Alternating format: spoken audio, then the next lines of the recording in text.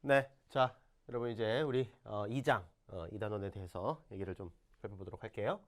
자, 이 단원은 2장은 이제 원자, 분자, 이온 뭐 이런 내용들이 나와 있네요. 그래서 이제 우리가 어쨌든 화학 반응을 다룸에 있어서 아주 기본적인 단위들이에요. 그렇죠? 그래서 원자가 모여서 분자가 되기도 하고 원자로부터 이온이 만들어지기도 하고 양의 노면 이런 거 있죠. 그래서 그런 내용들을 우리가 이제 하나씩 살펴보고 뭐 명명법 이런 것까지 마무리를 할 거예요. 자, 일단 화학의 초기 역사, 뭐 사실 뭐 역사적으로 뭐 이런 일이 있다는 것들은 그냥 상식적인 내용들인 것이지 뭐 이것이 뭐 우리한테 뭐 문제가 돼서 나오지는 않죠. 하지만 기본적으로 이제 우리가 화학이라는 얘기들을 할 수 있을 때 이제 어떤 사람들이 이제 화학적인 얘기들을 했는지 뭐 이런 얘기들이거든요.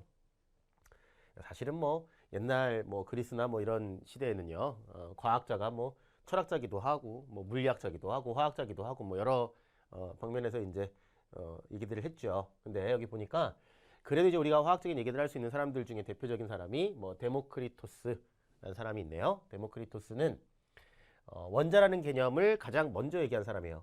사실 이제 데모크리토스하고 아리스토텔레스가 상당히 이제 많은 논쟁을 해요. 그래서 사실은 이제 데모크리토스가 입자설이라는 걸 얘기하게 되고요. 그다음에 이제 이 아리스토텔레스는 연속설이라는 걸 얘기해요. 뭐 이런 대표적인 얘기를 하는데 사실은 이제 누가 합리적인 건가요? 이거죠, 그죠?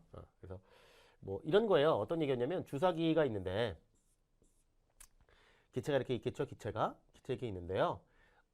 데모크리토스라는 과학자는 이렇게 누르게 되면은 이제 부피가 줄어드는 거다. 그래서 이제 입자들 사이에 빈 공간이 존재한다. 뭐 이런 개념으로 설명을 하는 거예요. 그래서 입자설이고요.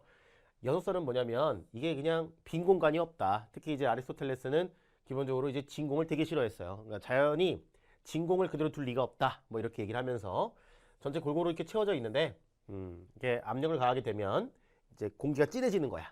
그래서 다시 이제 압력을 약하게 되면은 다시 이제 공기가 옅어지는 뭐 이런 상황들을 얘기했고 입자설은 이제 최소한의 입자가 있는 거죠. 그래서 입자들이 이렇게 쪼개게 되면은 결국에는 이제 가장 작은 단위가 존재할 수 있는 건데 이제 연소설이라고 하는 것은 그런 거 없다. 그러니까 잘라다 보면은 그냥 없어져 버리는 거야, 그냥. 근데 이제 사실은 뭐 이런 게 맞고 뭐 이게 중학교 책에는요, 뭐 이런 거에 대해서 설명들을 쭉 이제 좀 해놓은 것도 있더라고요. 어쨌든 그냥 상적인 얘기고 사실 이제 진공에 대한 얘기들을 할 때 이제 보일이라는 과학자가 결국에는 이제 진공이라는 게 있더라, 뭐 이런 얘기들을 함으로써 이제 아리스토텔레스가 아닌 데모크리토스의 개념이 좀 더 합리적이라는 걸 이제 얘기해 주게 되는 거죠.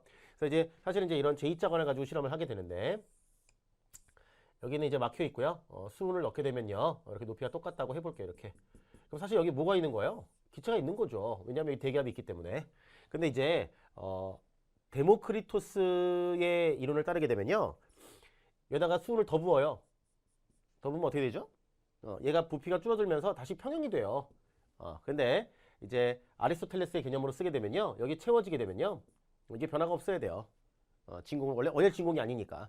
근데 이런 일이 있을 수 없다는 얘기죠. 그죠? 그러니까 결국에 데모크리토스는 이 수은을 넣게 되면은 이 부피가 줄어들면 다시 압력이 갖게 돼요. 부피가 줄어들면서. 그런데 이제 데모크리토스의 이제 아리스토텔레스의 이론에 따르면요. 이 자체 여기가 절대로 줄어들 수가 없는 거예요, 지금. 뭐 이제 그런 얘기를 하는 거죠. 하지만 이제 결국에는 이제 데모크리토스의 이론이 맞다는 것을 이제 보일이라는 과학자가 이제 실험을 통해서 알려주게 되는 겁니다. 자, 뭐 어쨌든 보일이라는 사람은 뭐 우리 너무나 잘 알고 있죠, 그죠? 보일의 법칙 이런 것들 얘기하잖아요, 그죠? 그래서 이제 기체의 압력과 부피는 서로 반비례한다, 뭐 이런 개념이고, 그런 조건이 있어요, 그죠? 온도와 이제 몰수가 일정해야지만 뭐 이런 일이 벌어지는 건데, 어쨌든 진정한 의미의 정량적인 실험을 최초로 실시했다. 뭐 보일이라는 사람은 여러 가지 많이. 자, 압력과 부피 관계를 예측했고요. 그 다음에 특정 물질이 두 가지 이상의 단순한 물질로 분해되지 않는다면 그 물질이 바로 원소다, 뭐 이런 얘기를 했고요. 그 다음에 이제 프리스틀리라고 하는 사람은 이제 산소의 발견을 했는데 이 산소 실험 사실 이 사람은 이제 예전에는요 이 과학에서 어떤 게 있었냐면 플로지스톤이라고 하는 어떤 이제 연소와 관련된 아주 중요한 개념들이 있었어요. 이제 플로지스톤이라는 이론을 이제 우리가 결국 인정하지 않게 되게 되는 가장 이제 결정적으로 기여했던 사람이 사실은 누구냐면 바로 그 유명한 라부아제라고 하는 과학자인데요. 이 라부아제가 산소에 대한 얘기들을 함에 있어서요. 그 산소와 관련된 아이디어를 또 누가 준 거냐면 사실은 이 사람이 주게 돼요. 네, 이제 프리스틸라고 하는 과학자는 플로지스톤을 믿었던 사람인데 결국에는 사실은 자신이 얘기한 것 때문에 이제 라부아제가 뭐 이 사람이 그렇게 망쳤다는 게 아니고요. 이제 라부아제가 그런 거에서 아이디어를 따가지고 얘기를 해가지고 결국에 이제 여러 가지 얘기를 하게 되죠. 특히 이제 산소설이라고 하는 산소에 대한 얘기들을 하게 되면서 여러 가지 이제 얘기들을 하게 돼요. 뭐 등등등 뭐 사실 이 당시만 해도요. 뭐 제대로 된 정보들이 사실은 별로 없었죠. 그럼에도 불구하고 여러 가지 이제 내용들을 전개하게 나가면서 화학의 발전이 사실은 이제 라부아제를 기점으로 해서 나타난다 이렇게 보시면 돼요. 그래서 뭐 플로지스톤이라고 하는 그런 이론과 이러한 이제 라부아제에 의한 이론들이 사실은 되게 둘 다 합리적이에요. 여러분들 아마 뭐 과학사라든지 아니면 뭐 상식적으로 우리가 이제 과학책을 이제 뭐 이런 내용들 있잖아요. 역사적 책들을 보게 되면 이 플로지스톤이라고 하는 이론이 엄청나게 그 합리적이라는 거를 좀 느끼게 돼요. 사실은. 그래서 뭐 되게 재밌는 내용들이긴 한데 우리는 뭐 지금 일반하고 있는 중이니까 이 정도로만 얘기를 할게요. 자, 그래서 이제 라부아제는 결국에 이제 어떤 얘기를 하냐면 여기 보면 이제 질량 보존의 법칙이라는 걸 얘기하게 되는데 다양한 반응에서 반응물과 생성물은 정교하게 측정되는 실험을 통해 물질은 창조되지도 소멸되지도 않는다고 주장했다. 이 물질이라고 하는 것은 바로 뭐냐면 우리가 얘기하는 원자 이렇게 보시면 돼요. 원자인데 사실은 뭐 그 핵 반응 같은 경우에는 이제 원자가 서로 이제 원자가 바뀌어 버리는 이제 현상들이 벌어질 수도 있지만 우리가 흔히 보는 일반적인 화학 반응들에서는 원자의 개수와 종류는 변하지 않고 기본적으로 이것이 우리가 화학 약론을 쓰는 데 있어서 가장 중요한 논리가 되는 거예요. 자, 그 다음에 연소 과정에 산소가 관여하게 되고 생명현상에도 산소가 포함된 반응이 중요하며 이는 여러 면에서 연소 반응과 비슷한 점이 있음을 발견했다. 사실 이 산소라고 하는 게 매우 중요한 논점이 됐죠. 그죠? 그래서 산소를 이제 발견했고 여기 보면 이제 프루스트라고 하는 과학자가 있는데 이 과학자 같은 경우에는 이제 일정 성분비의 법칙이라는 것을 얘기하게 돼요. 그래서 어떤 화합물이 존재할 때 그 화합물을 구성하는 원소의 종류와 개수는 항상 질량비로서 일정하다는 얘기인데 자, 이런 얘기를 한번 해볼게요. 여러분들 그 우리가 화학에 대해서 여러 가지 이제 기본적인 화학 법칙들이 있는데 여러분 제가 뭐라 해놨냐면 원자에 관한 법칙입니다 라고 해놨어요. 자, 원자에 관한 법칙들은요 이제 뭐에 대한 법칙이냐면 원자에 관한 법칙들은 질량에 관한 법칙이에요. 질량에 관한 법칙이다. 되겠죠? 자, 원자에 관한 법칙은 기본적으로 질량에 관한 법칙이고요. 여기에 그 유명한 돌턴이라는 과학자가 있는데 이 돌턴이라는 사람은 뭐 우리가 공부하면서 뭐 여러 군데서 얘기할 수 있지만 특히 이제 이러한 원자설 그리고요. 돌턴의 분압 법칙 바로 이제 그것이 대표적인 이 돌턴이라는 과학자의 업적인 거죠. 자, 근데 이 돌턴이라는 과학자는 이제 원자설을 얘기하게 되는데요. 원자설을 얘기하게 되는데요. 그 원자설이라고 하는 것이 바로 일정 성분비의 법칙과 질량 보존의 법칙을 설명하는 과정에서 제시되게 되는 개념이에요. 그리고 돌턴이라는 과학자는 이제 질량 보존과 일정 성분비의 법칙과 함께 이제 배수 비례의 법칙을 이제 얘기하게 되죠. 자, 어쨌든 우리가 원자에 관한 법칙을 보게 되면 크게 세 가지가 있어요. 첫 번째가 질량 보존의 법칙이 있고요.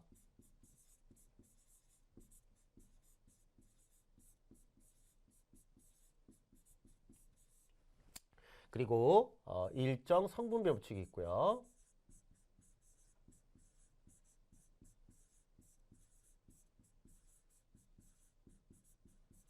그 다음에 배수 비례 법칙이라는 게 있어요. 다 뭐에 대한 법칙이냐면 질량에 관한 법칙이다. 다 뭐에 대한 법칙이냐면 질량에 대한 법칙이다라는 걸 반드시 기억해 두세요. 여기서 말하는 비, 뭐 이런 것들은 다 질량에 대한 얘기들이다. 자, 그랬을 때 돌턴이라는 사람이 원소들을 구성하는 가장 작은 입자는 바로 원자다 이렇게 얘기했고요. 자, 반응 전후에 질량 변화는 없다 이렇게 얘기했습니다. 엄밀히 얘기하면 핵 반응 같은 경우에는 질량의 변화가 있을 수도 있겠죠. 하지만 우리가 일반적으로 다루는 화학 반응에서는 그런 것들 고려하지 않으니까 괜찮다 쓰는 거고요. 자, 그다음에 우리가 이제 같은 종류의 원자는 다 같다라고 했어요. 뭐 질량도 같고 크기도 같고 다 같다고 했는데 사실 엄밀히 얘기하면 우리가 뒤에서 얘기하겠지만 동위 원소의 존재 때문에 모든 원자들 같은 종류의 원자를 하더라도 질량이나 이런 것들이 같은 건 아니죠. 하지만 기본적인 어떤 화학적인 성질들은 같습니다. 어쨌든 동위 원소 때문에 같은 종류의 원자를 하더라도 질량이 다를 수 있지만 사실 우리는 평균 원자량의 개념을 이용해서 반응식의 양적 관계를 따지기 때문에 사실은 그 역시도 크게 우리한테 잘못된 정보를 알려주는 건 아니죠. 물론 엄밀히 말하면 틀린 것이지만 우리는 돌턴의 원자설에서 얘기하는 것들을 이용해서 화학 반응을 생각한다는 겁니다. 아시겠죠? 자, 그런데 여기 보니까요. 일단은 화합물 2가 여기 있네요. 자, 화합물 2가 화합물 1에 비해서 탄소 1g당 2배의 산소를 갖고 있음을 알아냈다. 자, 이건 이제 배수의 법칙인 거고요. 자, 여기 보게 되면 탄소 1g과 결합하는 산소의 질량이 얘는 1.33. 이게 바로 누구냐면요. CO예요. 이게 뭐냐면 CO2예요. 그래서 반응할 때 탄소와 산소가 1대 1.33의 비율로 결합하게 되면 CO라는 어떤 물질이 생기게 되는 거고요. 자, 그 다음에 어떤 CO2 같은 경우에는 이렇게 1g과 2.6 결합하는데 사실은 이 당시만 해도 이제 이런 거에 대한 개념은 없지요. 그래서 뭐 몇 개씩 우리가 질량비가 일정하다는 걸 알았던 거지 뭐 이거를 분자식으로 어떻게 표현하고 이런 걸 얘기했던 건 아니에요. 물론 돌턴이라는 사람은 기본적으로 원자에 대한 기호들을 어떻게 질량비에 따라서 이렇게 만들어내는 어떠한 그런 노력을 했지만 기본적으로 이렇게 분자에 대한 개념들은 사실 이 이후에 나오는 개념이라서 어쨌든 이제 질량에 관한 법칙들 이렇게 설명할 수 있다는 것만 알아두시면 될 것 같아요. 그래서 화합물 1은 아마도 CO이고 화합물 2는 CO2다. 이거는 이제 우리가 지금 얘기하고 있는 거고요. 그래서 이제 성질들이야 뭐 예산화탄소, 이산화탄소에 대한 성질들까지는 알아낼 수 있었겠지만 그것이 어떠한 분형을 가지고 있는지에 대한 부분들을 얘기할 수는 없었겠지요. 질량비를 얘기했던 거고요. 자, 다른 원소들로 이루어진 화합물에도 잘 적용됐다.